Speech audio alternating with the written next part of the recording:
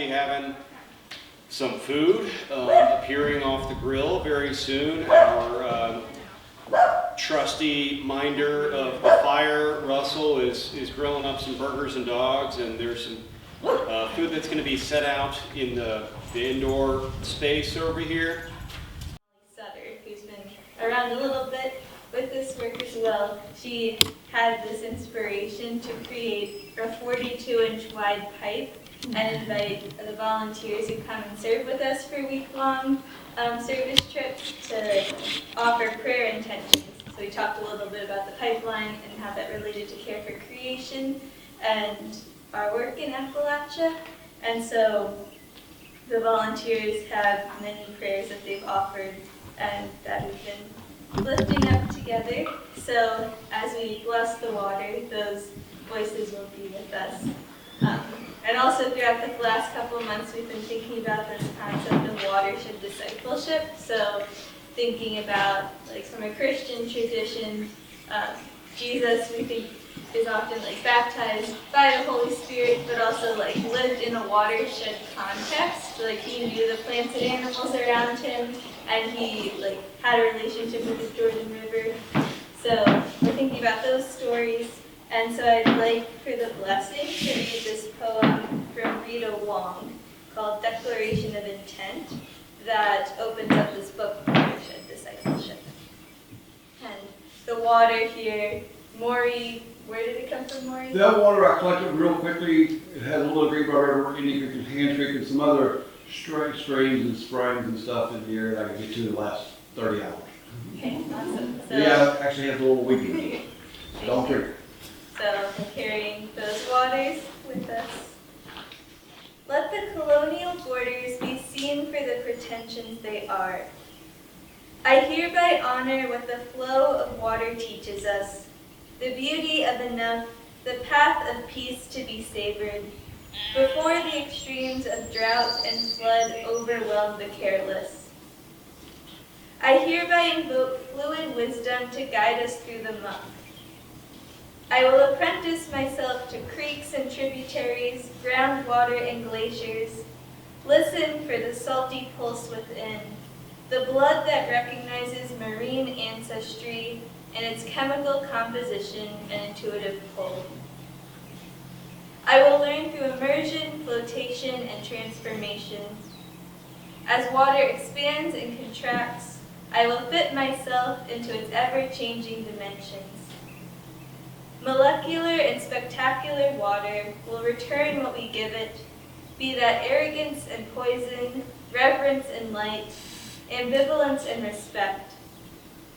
Let our societies be revived as watersheds. And this is our prayer. Yeah. So, Lauren, did you have specific hopes with this water and corn that you want to talk about? We'll talk about that. We'll talk about the water when you're into this. Okay. We'll use that to water the corn. Okay. So. Thank you.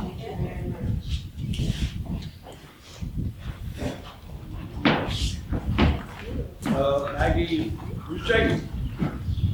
Jamie and Elaine, Mariah, maybe a couple of these young ladies here. If you'll move this table kind of in the middle. While they're doing that, I want to talk about the sculpture over here. That's I just retrieved that from Charlottesville, Virginia. It's called Heart of Earth, right on. Earth on Fire. Earth on Fire. I named it Fred because I spent 10 days with us on the walk with our grandchildren. So it was made by Zach McConnell, who's part of Artemis, Virginia.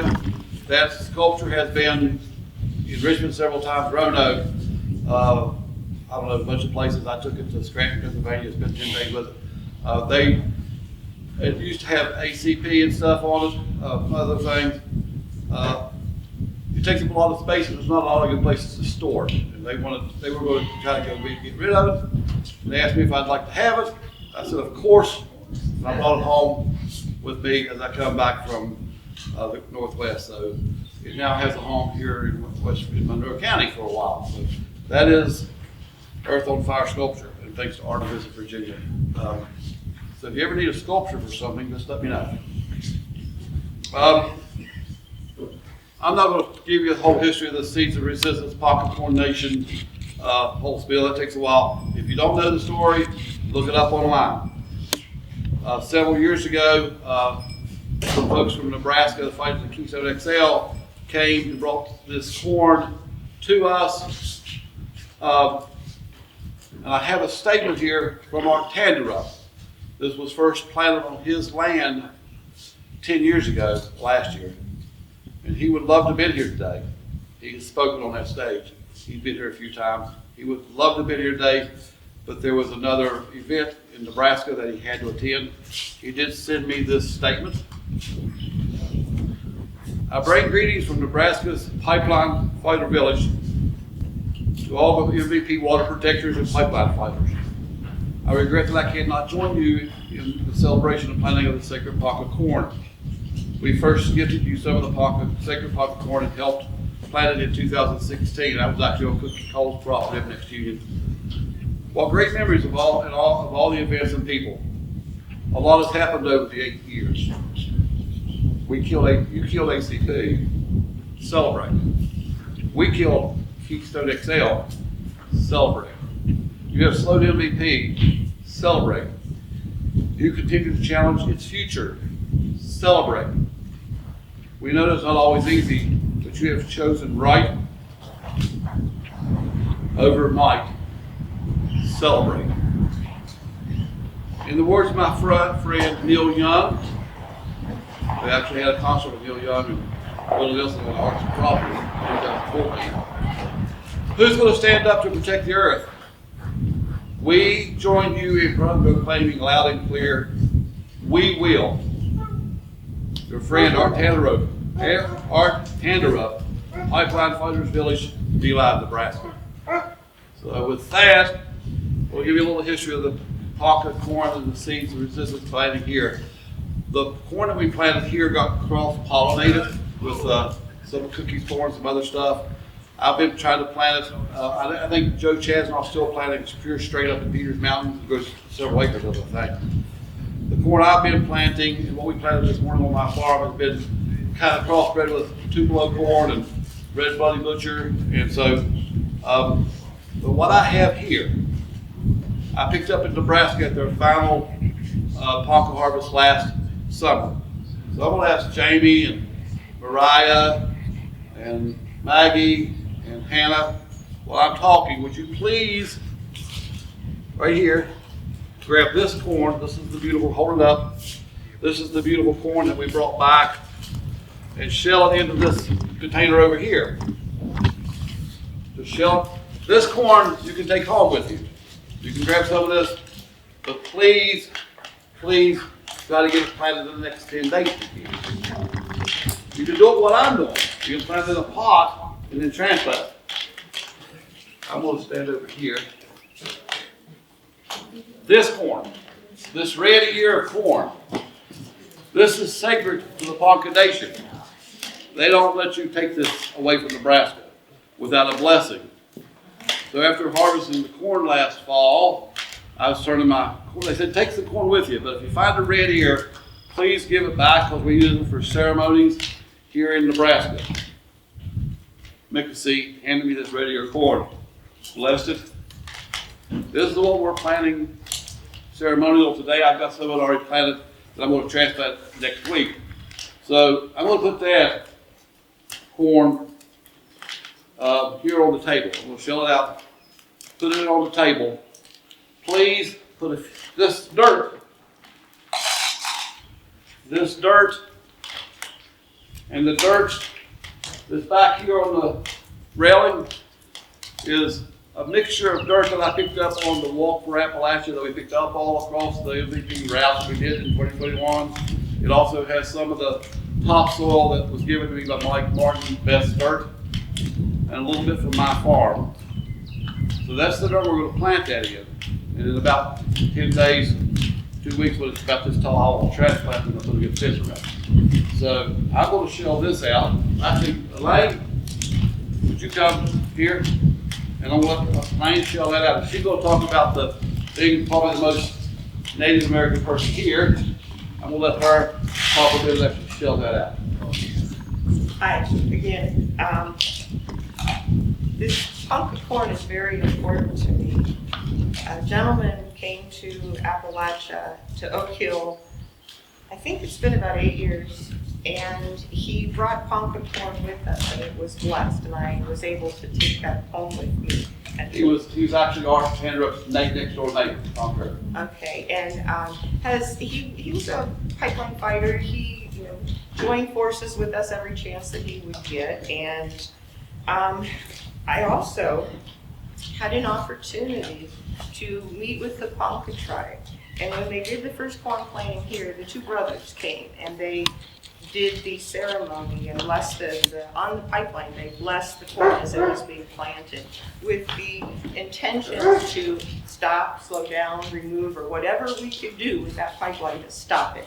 But that was the goal of planting the sacred corn. So if you take it, I would say do the Three Sisters. Take your punk of corn, get you some squash of whatever kind. Cushal's a good one, I think, and some pole beans, and that's the Three Sisters. And it's kind of a process where you don't have to weed, and it takes care of itself. So yeah, that's something that you can do. And as we take this in a new direction, we're going to plant some of it here. And as Laurie said, if you take this corn, please make sure that you plant it within the next few days of the sign of the moon.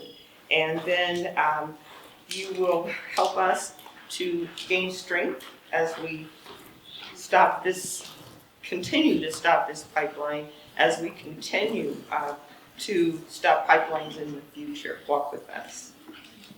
So, now we'll ask Mariah and Elaine, because although Mariah says she doesn't feel honored, we do know that she has some Native American blood, and I know that Elaine does. Anybody else here has Native American blood that wants to go? I'm gonna let them plant the first pieces of this corn in this pot. This is the last bottle of this I have. This was that bottle on behalf of Turban Road, Seaman Road. This is Peters Mountain Water, special bottled water, and I'm gonna use that to water this corn, and I'll do that later. And so you got enough of that out there. You go ahead and, this is the corn in this cup. That's the corn you're going to plant in these pots here. This corn here you can take with you. Okay?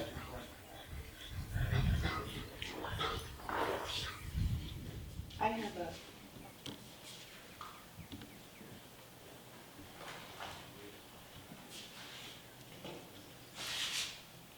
Good afternoon, and it is afternoon. I didn't know what I'd be saying, morning or afternoon. My name is Catherine. I am native to this beautiful valley, to which I have returned after many years away. My maternal family and the maternal family of several people interspersed in here settled the land down the road, this way, past the Blue House, if you happen to go for a walk. Ours was the next house, and it still is. It was given to us, not the house, but the land, was given to us by the King of England. But we know he never owned it, really. So that's my way of acknowledging, even though I don't know what tribes were here, what nations were here, I acknowledge that we are on the land of tribes who were here way before us. And I also want to say that my Uncle Warren, who will get 2 sentences later, and who's gone, but who lived in the next house after that, also was free to say, and felt free to say, that we've owned this land since 1774, but he knew, and he spoke, that it was not really our land. So we did our best in the family and up and down this valley to honor and protect Hands Creek and the Hands Creek Valley. We of my family and the community here love this land just as all of you have loved sacred lands far and near. We gather today to appreciate the care and valiant work of those who worked for a decade to eliminate the bad idea known as MVP. As we absorb the loss and feel the sorrow of what has happened this last week, we mourn because our hearts are broken. So there are so many who gave their all to prevent the flow of gas through our mountains and beyond. And in a few minutes, we will recognize and honor those who have died during this period of struggle. And later today, we will appreciate those who are the workers who gave 10 years of their lives to this effort and are still working at some things. So I say blessings to them all. And now I offer a prayer to the universe and to the one I call God, the Holy One, known by many, many names. God of my heart, we are together in our spirits and we are present with you. We mourn an outcome we hoped would not come.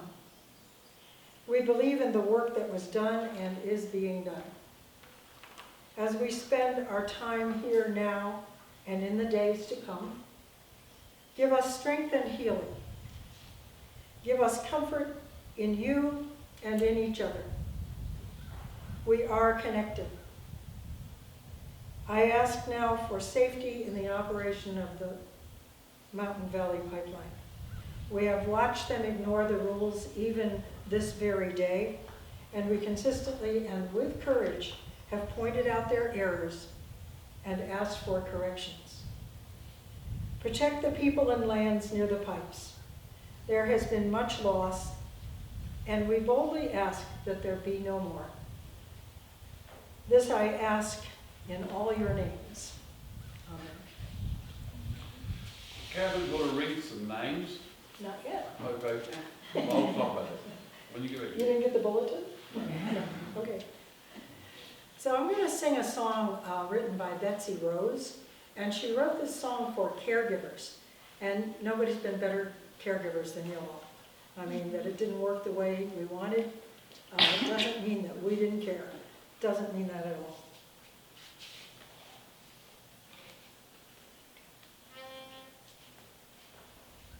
Welcome to the circle. How far have you come? Do you need some company, a candle and a song? Are you feeling weary, tired of being strong?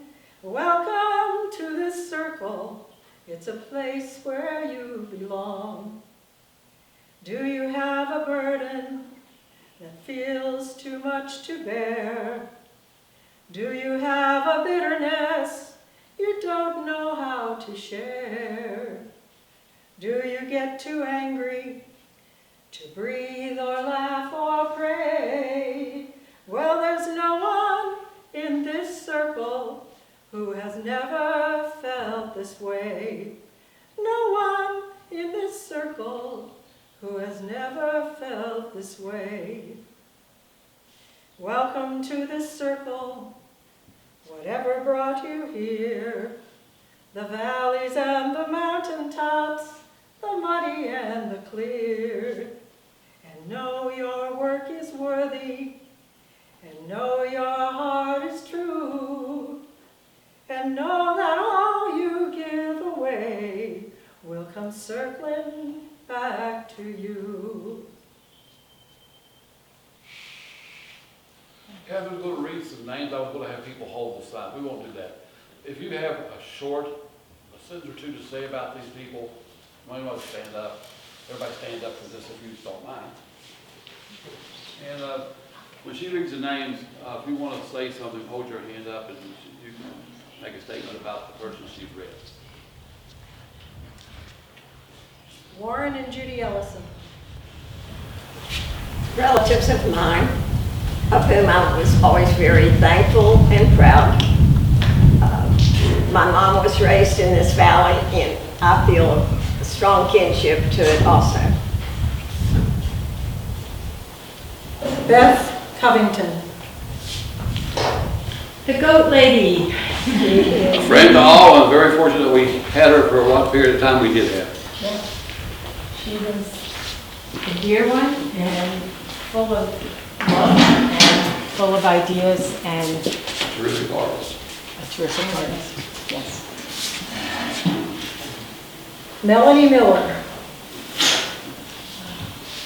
I knew Melanie when she was in high school, and I let her experiment on my hair for her high school class. And look what happened. Yeah, she did a lot better when she did it. Married a friend of ours, Steve Miller, head of Safe Road.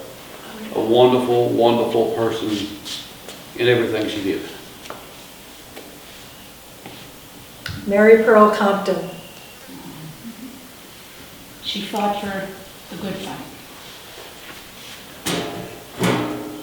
She was incredible. Yep.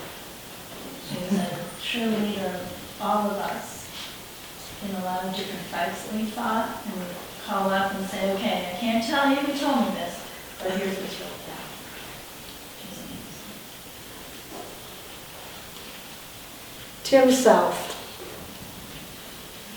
Tim South and Melanie Honaker, who's on the next person we have a picture of, are protectors of Peters Mountain with coal family. Tim South is married to Amy South, and a brother-in-law to Cookie. What a combination. Tim Fullen. Tim Fulham, farmer, went to school with Tim, tragically got killed in a cornfield not far from here, but was agricultural, knew everything about agriculture and spoke passionately about protecting the land and the water. Leslie McCarty. I knew Leslie from forever. Because we both worked on environmental things, both through the state organizations in such a different form. She was tough. She was great. She was a great organizer, and she was a great person. She was really fun, and she was a lobbyist also. She was a perfect personality. Clarence Gibbons.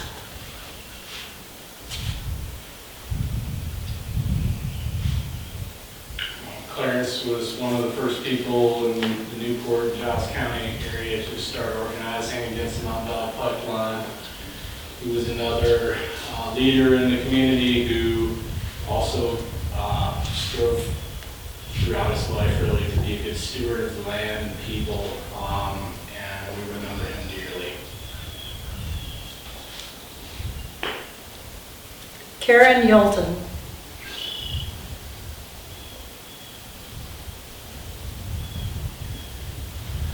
Another Giles County person, Russell. Lived in the past, I know she lived close to the pipeline and was part of Preserve Giles. George Jones. The thing I remember about George is wheeling through Richmond on a 104-degree day during the march on the mansion, thanks to, basically capitulation and greed and corruption. All Virginia governors associated with this project were either abjectly silent about it or full-throatedly supported it. And I'll never forget taking our case there to try to be heard and seen about the injustice that was being inflicted upon us. But George is remembered by his family, and again, the land is just torn asunder, but they never gave up and never quit and did all of that work in George's memory. I met George at a Preserve Giles meeting one night, and I immediately said, I really like this guy, and they're going to tangle with the wrong person. He's a Korea, I think he was a Korean War vet, Navy. Fred Vest. If you ever met Fred Vest, I thought Bert Bondurant would be here, and I know she really wants to be this. Fred Vest from Bent Mountain. I call him the voice. If you ever heard Fred speak, it just gave you chills. Another great person that, due to the destruction of his property, suffered a stroke, and I'm sure that MVP working outside of his house had a lot to do with it. His family, his daughter, were part of lawsuit that we couldn't get to the Supreme Court, but they're still, the whole family was wonderful. And I met Fred not long before he passed away, and he was just a special person. Chris Hale. I'll speak for Chris Hale. He was my friend of water. He was my friend for environmental justice. And in January of 2014, when the Elk River spill took place, Chris came alive. He lifted up communities and he taught us how to do this. And I worked with him with Friends of Water for the first couple years. And because of Chris, people woke. They seen what was going on and they got involved with things. There are 20,000 people that were liked on his Facebook page. In 3.5 years, this man did all of these things that we have seen and that still live today. And some good news, one of my partners in crime, D.L. Hamilton, is in Charleston, and we are going to resurrect the Friends of Water page and to start being able to put things in there and take it to the next level. So that's in honor of Chris Hill. Bill Hughes. Bill Hughes was in Mobley. He fought to protect Mobley from fracking, and if you've ever been to Mobley, you see the terrible things that's happening there. And he passed away in early October 2019. We've met his wife. I never actually got to meet Bill, but I knew the great work he's done, and he was part of the effort to stop the fracking and different pipelines starting in the Mobley Valley. I'd like to add something about Bill, since he was my partner in crime as well.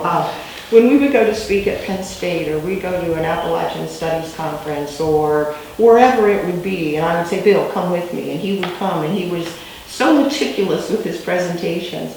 He has an art gallery of 10 easels of photographs that he took. And when he passed away, Marianne, his wife, entrusted me to continue the work for Bill, and we continue to do that throughout Appalachia. Larry Gibson. Am I the only one that knows all these people? Josh? I never got to meet Larry, so I feel like it might be a little inappropriate for me to speak too much about him, but many folks know him as the keeper of the mountains in deep southern West Virginia, and never gave up in his fight against the coal company that was destroying everything around him with mountaintop removal mining. He's not a very large man in physical stature, but he was a giant in organizing and an inspiration to many folks, and definitely someone that I learned about from far away, and was, a shining example of giving them hell all the way till the very end. He never gave up. I met Larry when we were at DEP going through FOIA files when we were fighting Woodguard on the Greenville River.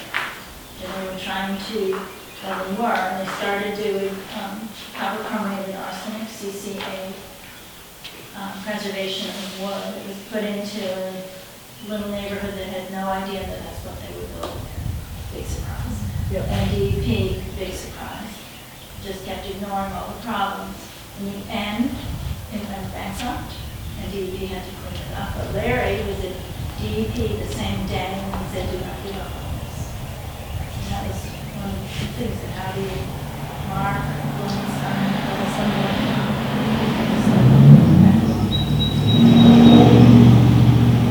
That was the beginning of the Greenville River watershed.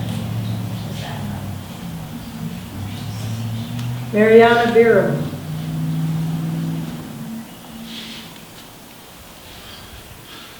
Mariana was another person that I never got to meet. That was on a bunch of Zoom meetings with. I think other people know of her. Was a great organizer fighting in the fracking fields of Doddridge County, that whole area up there. And was another great person that set the standards for a lot of the stuff that we do. Judy Bonds Obeck.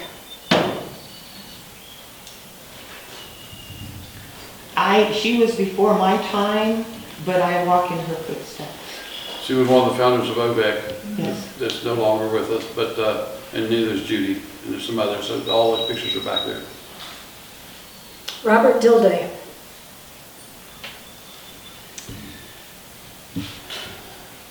Some of the Virginia folks worked closer with Robert than I did. Robert, though not originally from Virginia, I think he was from Texas, became an Episcopal priest later in life, and one of the ways in which he saw fit in his vision of, stewardship and through his faith was to show up in support of communities fighting the Atlantic Coast and Mountain Valley pipelines. He helped start the Interfaith Alliance for Climate Justice with Weston Matthews, and together they did a lot of great work helping amplify frontline voices, getting funding to support to a lot of people who really needed it on the ground. And, Robert was just kind of one of those guys who, you'd see him kind of in the background in a lot of photographs of, big events and stuff, and he was just always kind of there in support, but never inserting himself into the situation, into the conversation, but helping with a lot of behind the scenes work. And, unfortunately, he died way too soon, and something that caught us all by surprise, but he made a difference. Bill Limpert. Bill Limpert, the incredible Bill Limpert. We just lost Bill. I know Russell knows. I'm not entirely convinced that Bill's His presence is around us. Yeah. I was sorry to get a picture. I met Bill in person, I think maybe the same time you did, at the Convergence and Environmental Justice hearing at Charlottesville. We had mutual admiration of Bill, and he was fighting to save his piece of heaven in Bath County and a bunch of trees. We had mutual admiration with each other. Is that not true, Russell? absolutely. Bill, After everything that happened to him, and thankfully the ACP project was canceled, he wasted no time And- with us on MVP. and Bill just kept right at it. We created the pipe coating working group, a few of us, way back in 2019, early 2020. He was a retired Maryland regulator who knew how to ask the right questions. He got us connected with experts from all over the world on this issue. And it's a lot of the work through Bill led that has brought this pipe safety issue to the forefront. He's connected us with the Pipeline Safety Trust, and Richard Kupowitz. If you don't know those people, they're experts. I kind of think that Bill's work is not finished. The groundwork and stuff that he laid will influence pipe lines across this country for decades. And he was working at it right up to the very end. I had no idea how ill he was. He was contributing emails, ideas, suggestions, writing. He was present. he was, I knew he was sick. I didn't know how sick it was until we did the July 20th press conference in front of DOD. And Bill said, I'll come, but I'm immune compromised. I will arrive, I won't get close to anybody, and I'll leave. And that's what he did. But it was his statement there that was so powerful, the science-based. And then he told me, I have terminal blood cancer, but I'm fine. And then, of course, he passed away. And I was actually driving through his neighborhood today, asked where I was on Waiting House. his work will live like, we didn't do April, did we? Oh, April Keating, we'll do April too.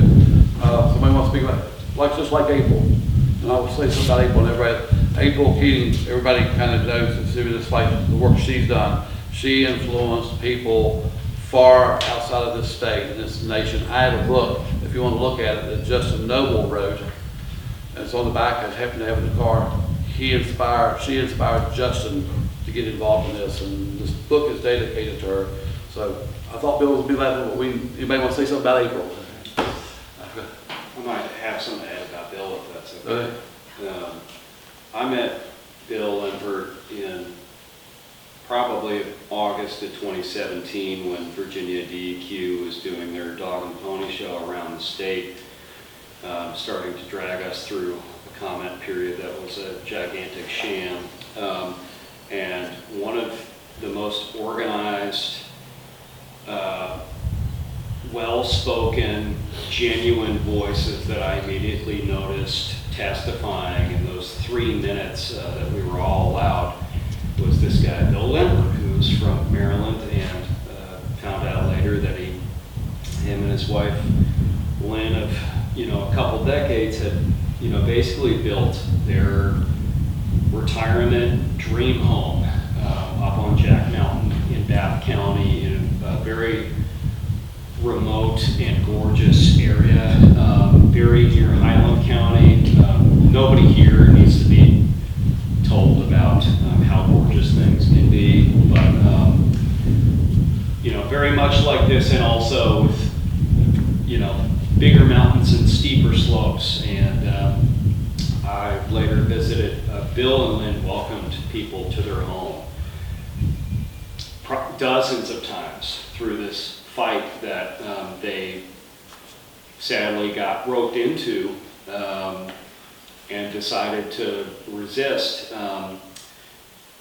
But they, as a retired environmental regulator, Bill knew how things were supposed to be done, and Bill knew what was going to work from an engineering standpoint, what wasn't going to work. And when you visited Miracle Ridge, as it later became known, and much of which was old growth forest with trees large enough, sugar maples large enough for their trunks, you have to string multiple folks around arms wise to be able to wrap around it. And my first visit to that place indicated to me very clearly on a visceral level just how insane these projects were.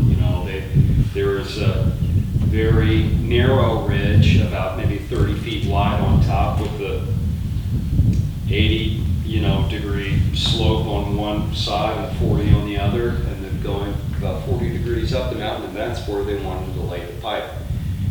And thanks to Bill's work and his tireless devotion, my understanding is that that property or that little piece of heaven in the world is not going to be disturbed by ACP or any other similarly bad idea, and that it's going to be a conservation easement. But Bill, he's the kind of person who he could talk to you about anything. He could talk to anybody. He was completely genuine. You never felt like you were missing his attention when you were talking with him. He was a great guitar picker and singer too, which always has a way of endearing me. And he was a gentle guy, but he was fierce too. And when ACP was canceled, and sadly, him and Lynn, because of other struggles, had to step away from that fight, though not without a guarantee that that place would remain safe. But when ACP was canceled, Bill didn't have to keep showing up, and he did. And I can't tell you how many email threads I've been on where it's like, there's Bill Limpert, keeping positive, just the facts, just unfurling the facts before us and giving us ammunition.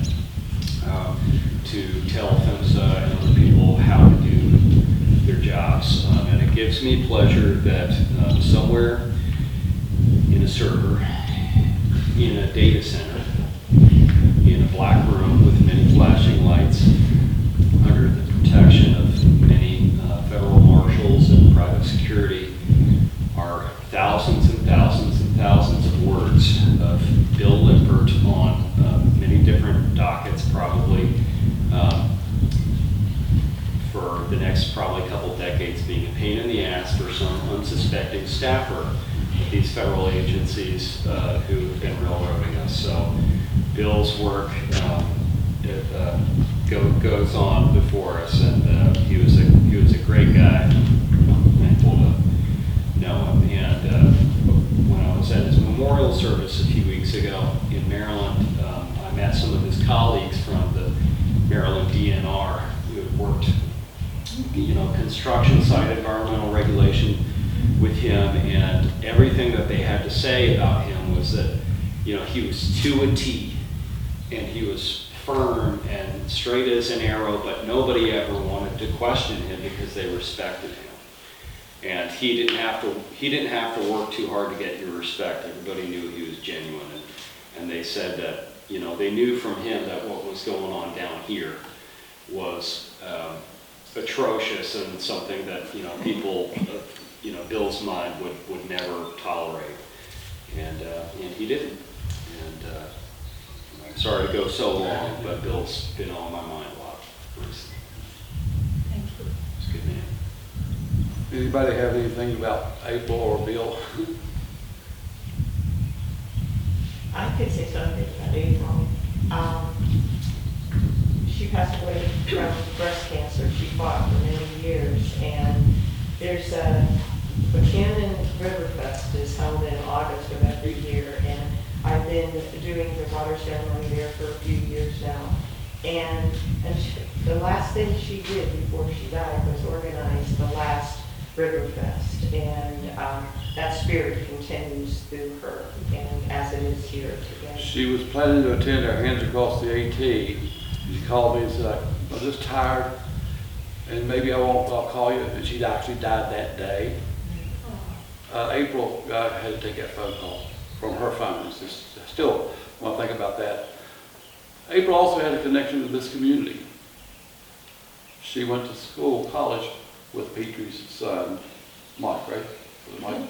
She went to college and they were friends with Mike, her son. West Virginia West. Yep. One of the things I remember most about April, and I repeat this a lot because it has stayed with me all these 10 years, is she was the person that reminded us to always keep at the front of what we're doing, what we're fighting for.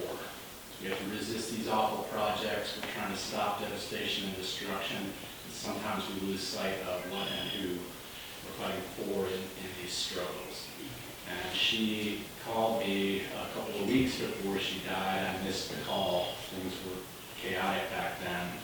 I knew that she was struggling. I was always sad to miss that call, but she left me a voicemail with that very message on it that I saved until that phone finally gave up and was not useful. So even for a long time after she passed, I would take her back and listen to that message. And I think everyone that we've named here today and remembered, and I'm just not entirely convinced that she's not with us. Thanks to Paula's filming work. When April spoke here at our first Ponca Harvest Festival on this stage, we have those words from April and others. And so I go back and listen to them from time to time. So When I think about some of the folks who we've lost but not fully, in that spirit of their being with us and continuing to serve, and are continuing to serve in their memory, I think about this song, and it's by Richie Stearns and Rosie Newton. I think Richie might have written it. They're two Ithaca, New York musicians, and who are wonderful. And this is the song always, when I first heard their record maybe 10 years ago or so. I instantly latched on to this one. So it's called I'm With You Always.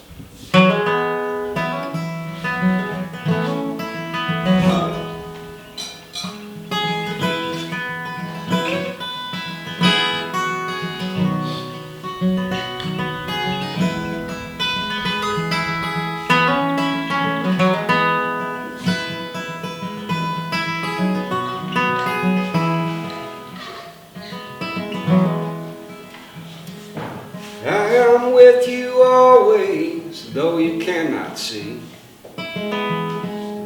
Holding hands from the other side, the circle is complete. You will go where I go, and I'll wait patiently. For I am with you always, we will always be.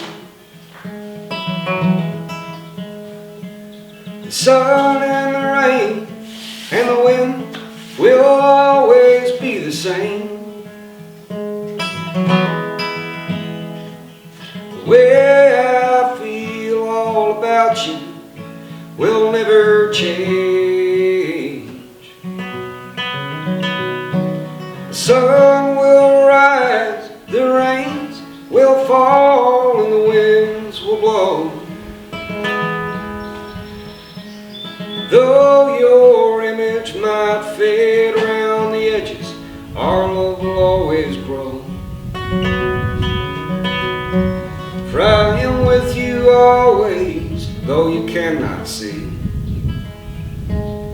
Holding hands from the other side, the circle is complete. You will go where I go, and I'll wait patiently.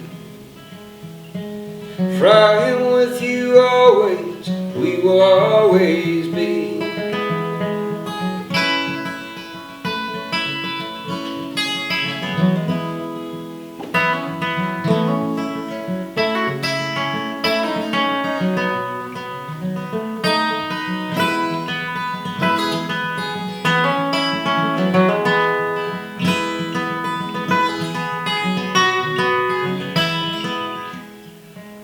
The sun and the rain and the winds will always be the same. The way I feel all about you will never change. The sun will rise, the rains will fall, and the winds will blow. Though your image might fade around the edges, our love will always grow. For I am with you always, though you cannot see. Holding hands from the other side, the circle is complete. You will go where I go, and I'll wait patiently. For I am with you always, we will always be. For I am with you always, we will always be.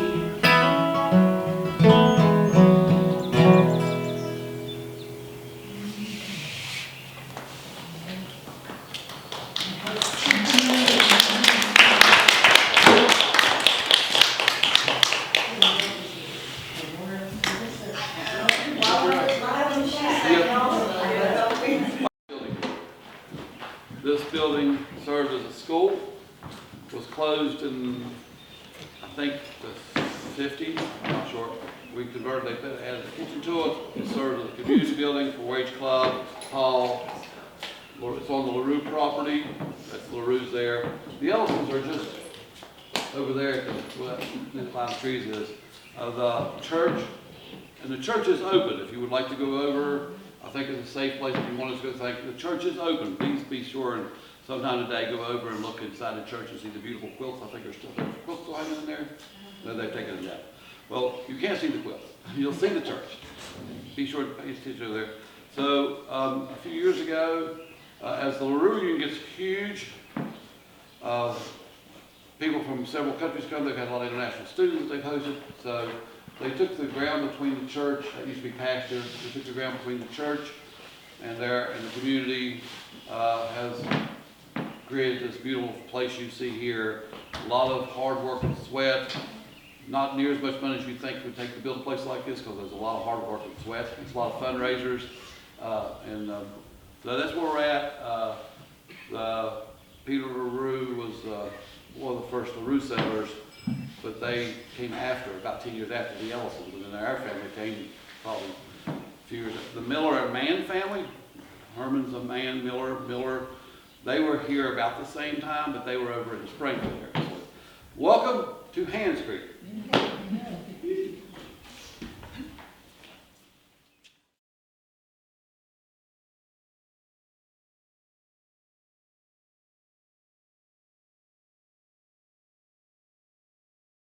Came from around Charlottesville this weekend, but if you want to learn any more about what we do, if you'd like to learn about what Power Coalition does, and Power Coalition, West Virginia Rivers, Indian Creek Watershed Association, Preserve Monroe, all the folks that put on this event today have been working so hard to stop MVP. So talk us up, and thank you, Paula, for filming and documenting as always and capturing the beautiful moments along the way.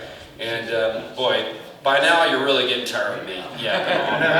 We want to get to the good stuff. This is not the kind of patter y'all came for. This stuff is. So a big Hands Creek welcome for some hometown heroes and a guy all the way from Nicholas County. Give it up for our fine friends up here. Are going to make a good noise.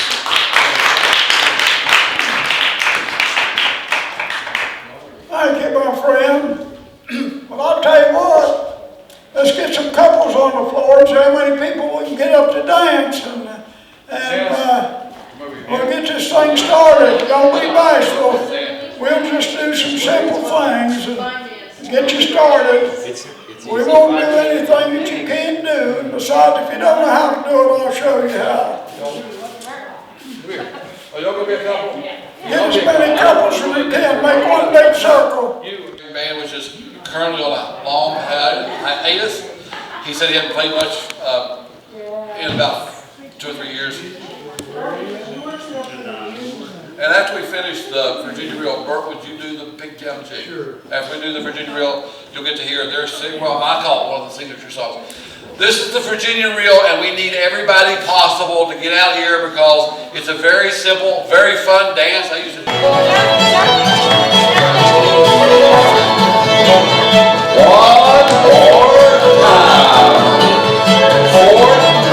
Forward and down. Right hands around. Left hands around. Both hands around. Do-si-do. Do-si-do. And couple, sashay down.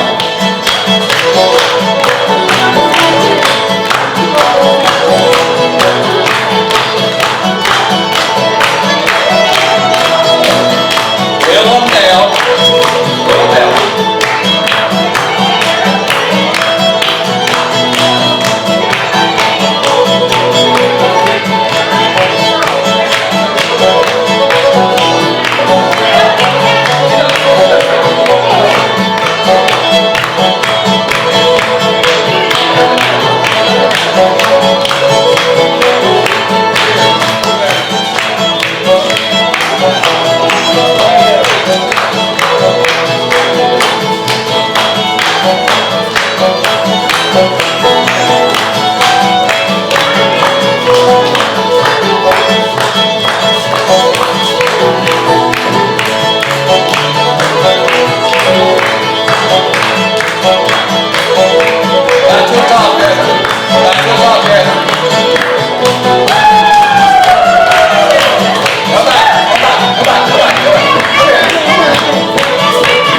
Up here.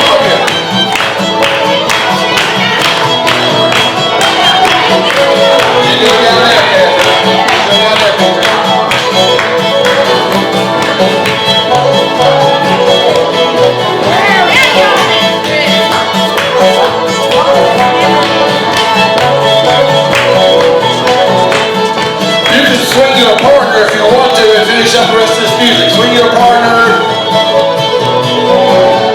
You can thank the players and kiss the caller. Big dance all night at the big town gym.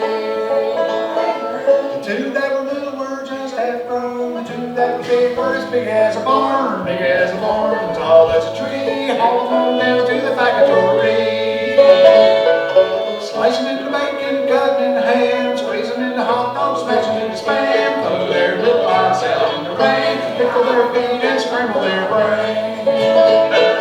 Two little pigs and a big town chick, cleaning little slop trucks, smoking their cigs, praying to God that they never get big. They danced all night at the big town gig.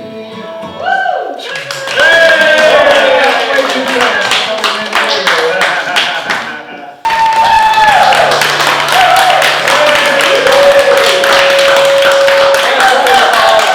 That's what we call the Monroe County Way.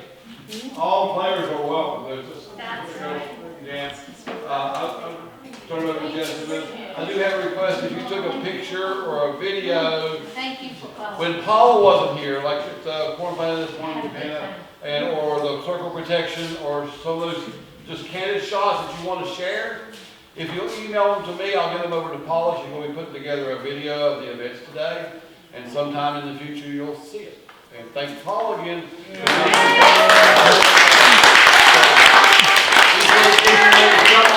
you just want to send them straight to Paula, if you have her email, you can do that too. And in a few weeks, we'll get it done. Thanks everybody, and Josh, and you and Russell. Everybody, I hope y'all are aware of how good you have it right here, right now. Thanks to this killer band. Let's have a huge hand for Lou, for Tessa, for Kurt, and for Chance. Helping us have a good time, even in the hard times. And big love and appreciation and solidarity for everybody who helped put this evening together. All the little things, all the big things, 10 years of beautiful resistance, and we ain't done yet. Thank you to Paula for recording. Thank you to Maury for calling the Virginia Reel. I got a band good enough to keep up with it all that time. So, a wonderful evening, wonderful afternoon. Thanks to everybody at West Virginia Rivers Power, Preserve Monroe, Indian Creek Watershed, and y'all. And one more big hand for everybody.